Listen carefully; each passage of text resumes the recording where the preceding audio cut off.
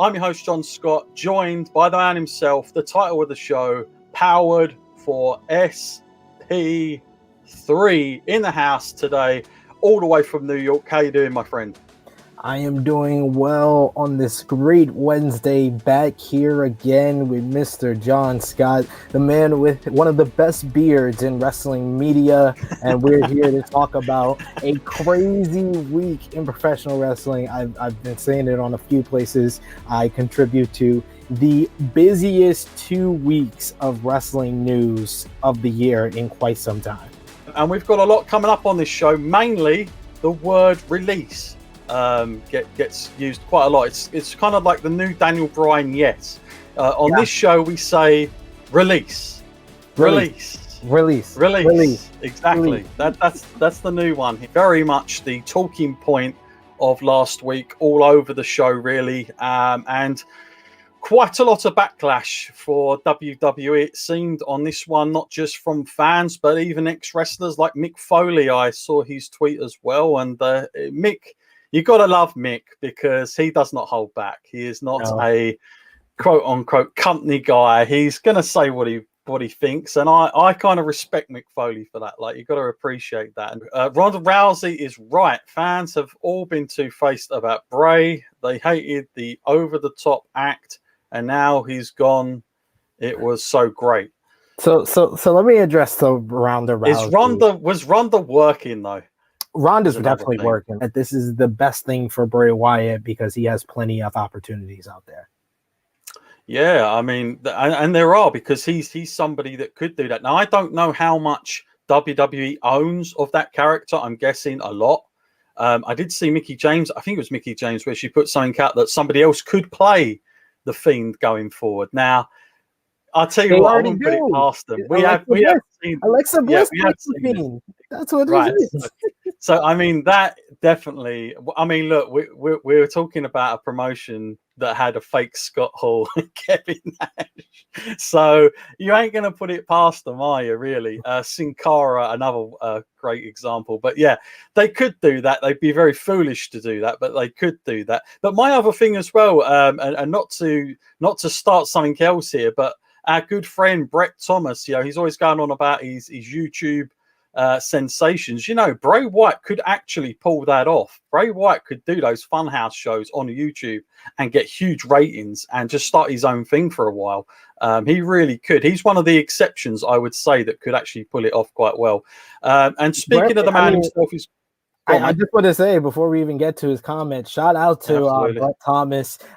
He was like our star yesterday when we did True he's got to thank you with this one, so I think this fits with True Hill Heat. Like, thank you, man, for coming and joining us for the live stream for True Rewind yesterday. And congratulations on your new job. It felt like a celebration for you.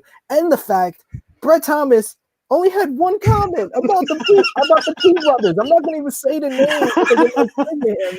Wow. But he commented multiple times in the live chat, and it was actually about what we were talking about or about his new job. Like, you could tell he was definitely joyous about the new job, and I'm joyous for him. Brett, congratulations once again, my brother, and I appreciate all the support you give Powered4 TV as well as True Hill Heat. Absolutely. Yes, I came in because I kept getting shared links to your page and I saw him there, I'd been told. But Brett says here, massive shout out to SP3 and True Hill Heat last night for dedicating show to me celebrating my new job. I watched In Your House after with pizza. Thanks, John, as well. Everyone at Powered4. You are welcome, Brett. And good luck with everything going forward. Let's go back in time and have a good time and remember where we were 25 years ago. Yeah, depressing to think about that sometimes as well. Congrats, Brett, says Rachel. Yes, absolutely. Mark Lloyd, I tell you what, this guy, he asked the most diabolical questions ever. I saw this come up earlier and I was like, what the hell?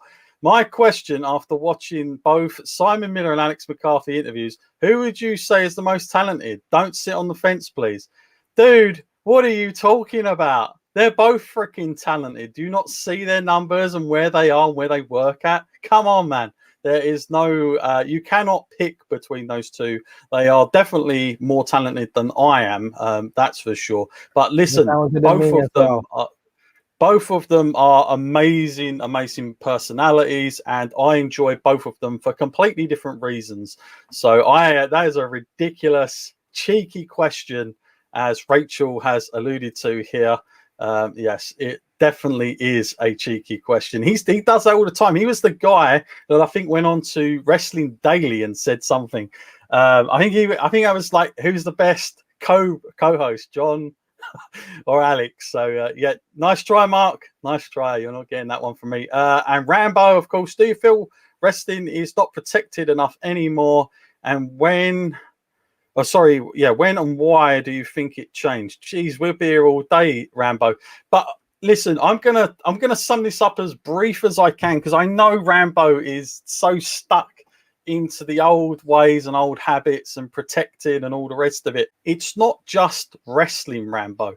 If you go back to the 90s and you look to all your favorite musicians or actors, guess what? When they came off the freaking stage or wherever they're performing at, we couldn't find out if they'd had a pizza or what nightclub they went to after, or how they felt, or what they tagged somebody in after, because we didn't have social media.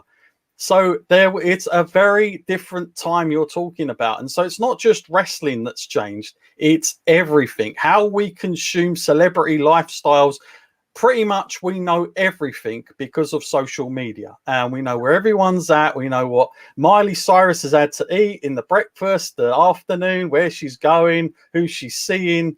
We didn't know that back then, and I think that's like a big thing. I don't know if you want to add any more to that, SP3, but I am certain that we'll never go back to it. Yeah, I think that the people that carry on or drag this out, they just need to accept what we are and where we are in 2021. Things are going to be reacted to totally differently now than it was back then. Carnage Payne responding to Rambo, dude, it's over. Get over it. Or just watch old wrestling. It won't go back. I think it hurts it personally, too much exposing, and only appeals to the hardcore fans. That's my opinion. There you go. That's Carnage Payne's. That's a fair point. You see it with the viewership for wrestling overall. But you know, Volta, take nothing away from him. He's from a different cloth in terms of what he's doing, Dan. He's like, he seems like he can do what he wants. I do think it'll be really good, but there's a lot of pressure to have it as good. I'm not sure. What about SP3? It's a difficult one, because it has been done in the past where you can up it, but blimey, it's tough, you know, to rekindle it. I'm going to go out on a limb, and I'm going to say it's going to be better. It's going to be better than Walter Dragunov 1, which I thought what we have to say is fans. That could be a big plus for it. That's my thing, because that's a good point. Although it was the best empty arena match that I saw all year, especially during the pandemic, it was up there with the top 10 matches of the whole entire year, in my opinion. But the thing that I took away, and why many people gave it, 5 stars, I was like 4 3/4. Why I said that? Why I dropped that down to 4 3/4? Because they didn't have any fans. Let's just go through the release movement again, just quickly, and because this one is the man, the strutting, wheeling, dealing, son of a gun, Ric Flair is out of the WWE as well. This one, I mean, not. If I could, I would. This one, not as crazy controversial, I don't feel, because obviously he's not somebody who's actively there. He's had moments involved in crazy storylines of late. We know that much, but he's very much involved in his daughter's progress, so he's always there anyway most of the time. So I think WWE kind of feel like, why wouldn't we use him? He's also featured in some of their shows as well. But Ric Flair, is this much of a shock, and is it likely that he would end up anywhere else, SP3, or be down for Ric Flair coming in to just have a promo exchange with the one and only Jay Lethal? Just give us that one more time. Give us the woo off, and the Ric Flair. That's the best work Ric Flair has done since his retirement. I love the one at the comic convention as well. When Rick was signing stuff and he come up to him and did it there as well. But yeah, there's a lot of good moments. In fact, I'd like to see a standoff between him and Kenny as well. I think that would be pretty cool. That would be cool. Him just and MJF. A little bit of a Him and Yeah, MJF yes, would be yeah, really cool against exactly. each other. I think that's what you've got to use Ric Flair for these days, and WWE didn't really capitalize on it. But Ric Flair, he never gets old of personality, charisma. He's oozing it all the time, and there's a lot of good interactions we've never seen him with in AEW. So it would kind of make some good sense there to have him involved on an on-screen persona for sure.